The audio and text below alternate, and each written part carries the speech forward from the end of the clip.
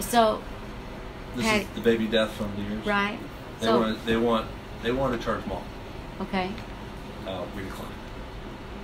With what? With they want to charge to with protect. first-degree murder. They wanted to charge her with first-degree murder. Yeah. The argument is, if you read the statute on first-degree murder, if you enable child abuse and the child dies as a result, it's first-degree murder. You're as guilty as the person who commits murder. Right. Don't you have to prove that she enabled it though? They believe that they can. Okay. Because she documented and photographed injuries.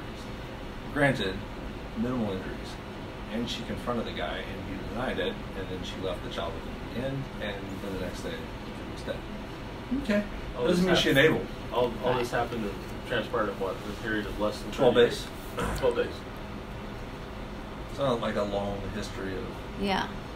And it was like, I mean, if you look at in black and white the statute, sure, you could charge her with enabling. You've probably got enough to get a conviction. There's not a but jury. to rise to the level of homicide, no.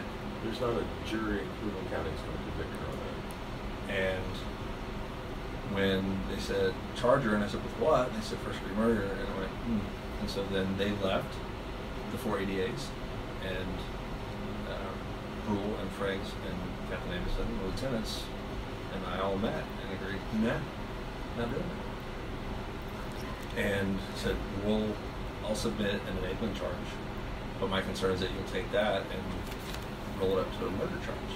And they said, well, we're not going to do that, because if you send enabling, then you torpedo our chances of getting a murder charge, because a jury's going to say, why did the police charge her with enabling and you're charging her with murder? Mm-hmm. And then that causes a rift. So now it's going to the grand jury to see if they'll indict her for murder, and it's not going to go well. It's not going to go well.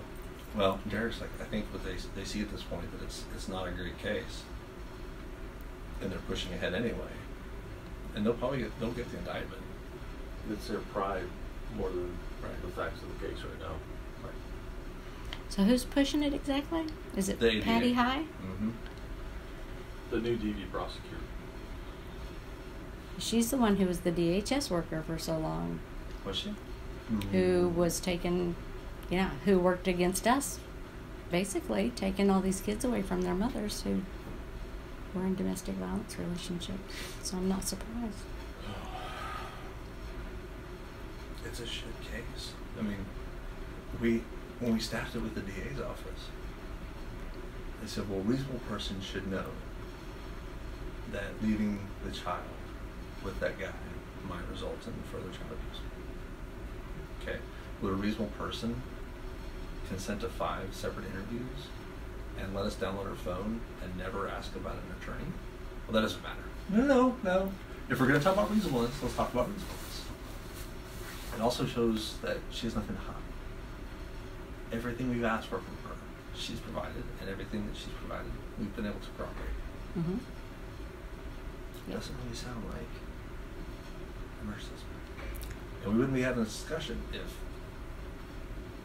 Christopher hadn't hung himself and taken your ability to bring justice to the community.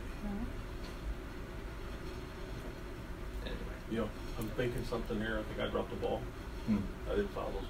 I don't think I filed those returns. They were stamped, so you filed something, even if it was an initial return.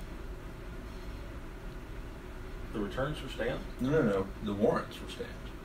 So they've been returned. You may have done an initial return, but not a. No, I got them stamped so I could submit them to Facebook. No, I never got them stamped before I submitted to Facebook. I always do. That way I can show they're already. Okay. Well, that and then your supplement. What supplement's in? Is it? Isn't it? I don't think so. Fucking shit. Maybe I was waiting to do my supplement when I got the returns done. Because they're asking for everything that we have by the 1st. They're not going to arrest this woman, are they? Only if the grand jury indicts. Grand jury will indict, and then the DA's office will charge her. We will not. So, if the DA charges her, though, they'll arrest her? Someone will arrest her.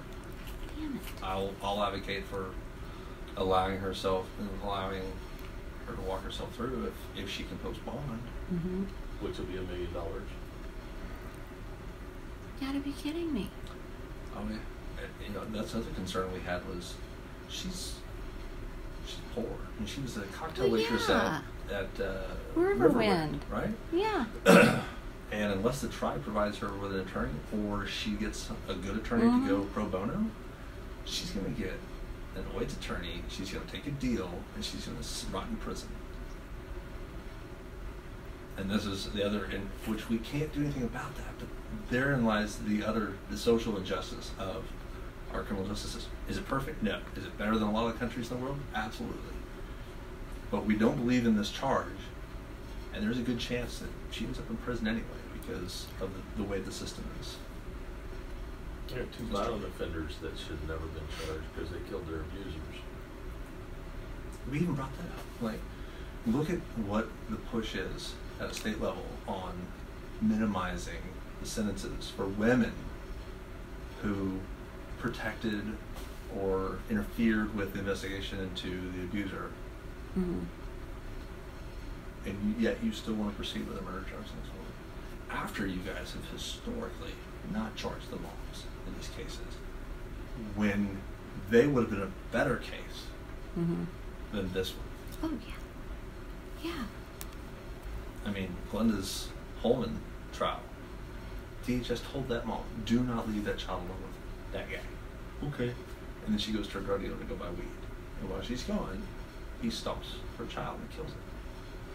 We didn't charge her. All this woman did was just let this guy, she's already confronted, babysit her kids so she can go to work. Mm-hmm. I say all. But it's not like she knew definitively that her son was being abused. Right. The other one, in Glenda's case, knew the student was beating her kid.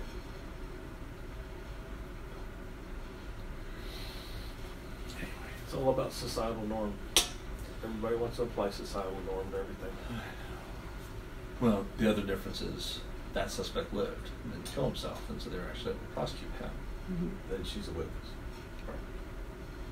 But this, Rebecca has been through hell and back over that woman will never ever have another night's sleep as long as she lives. Even her Facebook stuff, which we got weeks after the investigation, she's on 9 different group pages on Facebook for PTSD and grieving mothers. I don't And doubt it. if the grand jury comes back with an indictment on her, She'll kill herself. She won't stand trial. She won't stand trial. I don't doubt it. And I don't know if there's a way. I can't, I mean, after the fact, but I can't tell her going into the trial, we didn't want this for you. This isn't us. Mm-hmm. We can't show that division. Now, if she gets a decent defense attorney, they can ask us, why did you charge her? Because it's going to look weird. Why did the indictment come out from the grand jury and not from the police department? Mm-hmm. Anyway. And that's the other thing about a grand jury. They don't necessarily sit down and talk with the mother. They don't. They're not. No, you know. The prosecutors will present a case. I'll give testimony, and Yeah. they'll make a decision. So the only thing I can do is try to frame this in a way that doesn't look like I'm protecting the mother, Mm-hmm. but report the facts in a way that shows them that we weren't looking to charge the mom with murder. Yeah. So have you been in touch with Wendy then? With who? Wendy, her advocate from the tribe? No. Okay. I'm staying out of that. Okay. I wanted to make sure she had access to resources, but again, I don't want to Right. appear that. Yeah. Sure. And I get that. Yeah. Make sure she got access, but I'm not going to get Yeah. knee deep in that because I don't want it to come back and bite us or her. Right. So, yeah, so I guess whenever they went in, they took that piece of wall out, Yep. you know, and victims' comp won't replace that. So she's been staring at that piece of wall every day when she goes home. I thought she got out of the lease and moved out. Maybe she did. Well, her and Wendy were here about a month ago. They met up here, and Wendy was going to try to get her out. So hopefully Last she we did. heard was that he was going to let her out of the lease and she Okay, was going to good. move out and stay with family. Good. Good. I hope that happened for her. Because she sent me a voicemail and said she was staying with some family and gave me a different phone number. So. Okay. Yeah, we were trying to find the missing tooth. That's why we tore open that wall. Come to find out, reviewing the body cam footage, the tooth was still in his mouth when they put him on the ambulance. But it was loose and it fell out during treatment. We just don't know where it went from there. But, now, if you can help me out though, and make sure not tell her advocate that this is going to grand jury, because she doesn't need to know right now. I don't want her to worry when there's no reason to worry yet. Okay. When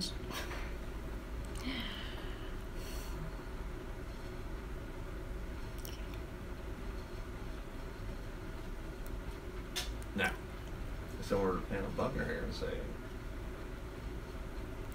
have you thought about getting an attorney? Well, the last time I met with her myself, I did tell her, you need an attorney. I said, you've met with them multiple occasions, freely without an attorney, whatever. If they want to question you again or interview again, get an attorney. I mean, and honestly, every time we talked to her,